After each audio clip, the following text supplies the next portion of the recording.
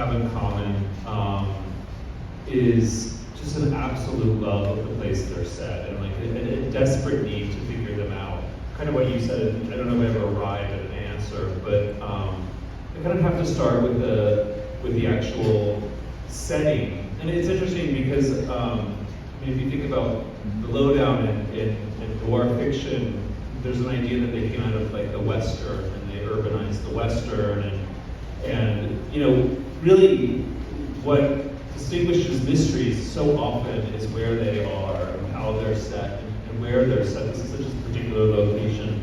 And for me in my writing, I mean, I don't think you can just swap Venice with, you know, another city, or so they all seem tied to me so heavily to where they are. And I guess I, in some weird way, believe that we're sort of made up of what we're surrounded by and the circumstances, the specific circumstances of the place kind of define so much of us. So, and probably betrayal, but that's my secondary answer. You know, where things are, where crime might happen, how passport might go missing, and figuring out then how that might happen and reconstructing. Well, absolutely. I do actually do a lot of research for each book that, for one reason or another, ends up, I kind of come up with this great idea for a scam. I think if I were like more of a criminal mind, I would probably try, but instead I would just put it into the book and make that part of it. But it requires so much research.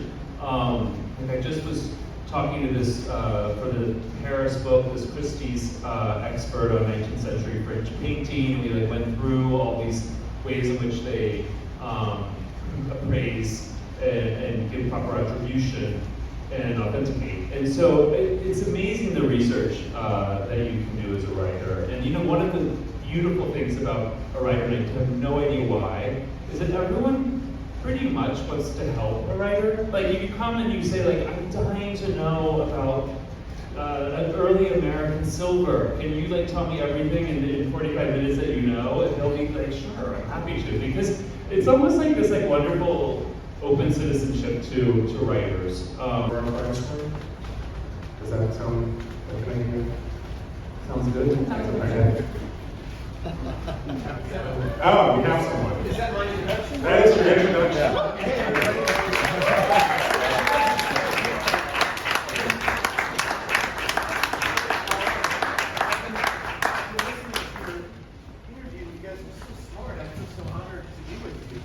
Hello, everybody.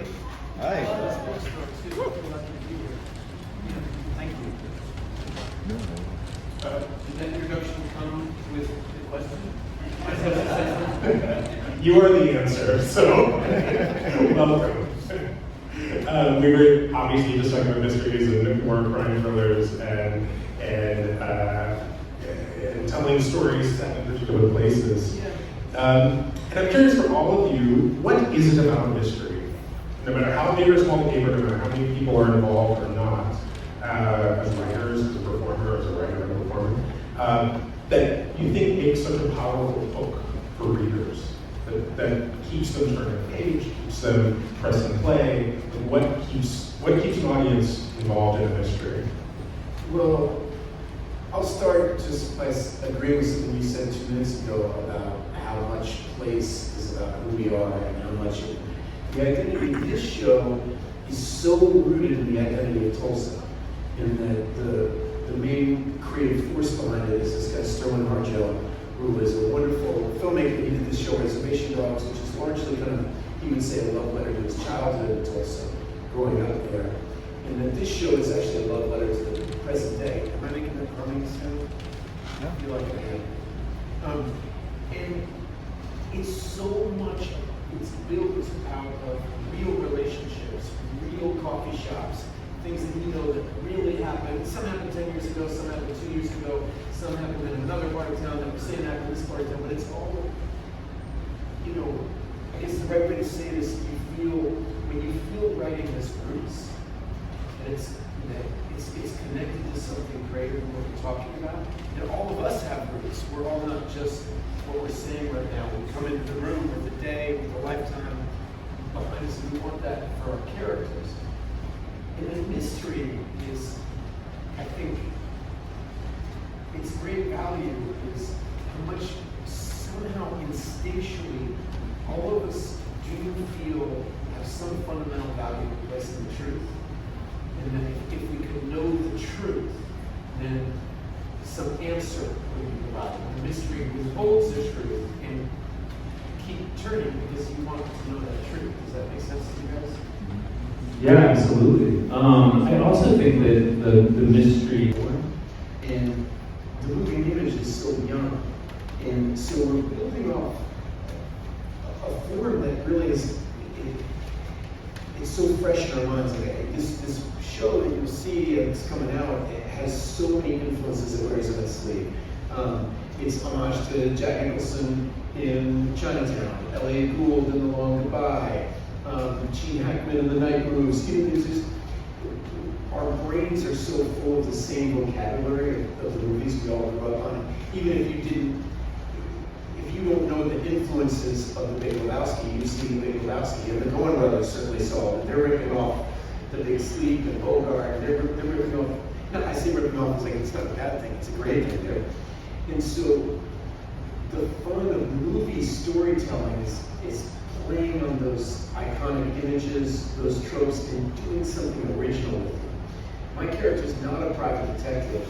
He runs a bookstore, but he sidelines as writing blogs and for newspapers and things. He likes to write stories about rich people and their corruption, and he's constantly getting beaten up for doing it. And he actually stumbles on a really big story.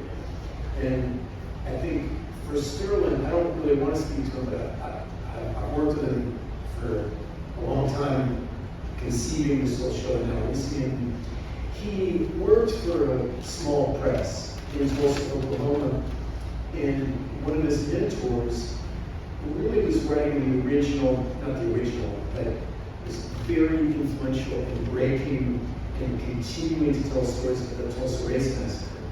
And he watched firsthand the value of a shared truth. That until these articles were written, until you have some accountability and an agreed upon truth, you can't begin the next phase, which is forgiveness and moving on.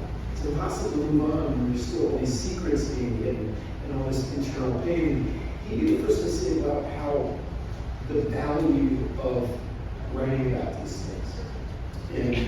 And that's the engine of my character's inspired by those times. He was an intern there, a young person making documentaries about these writers and stuff.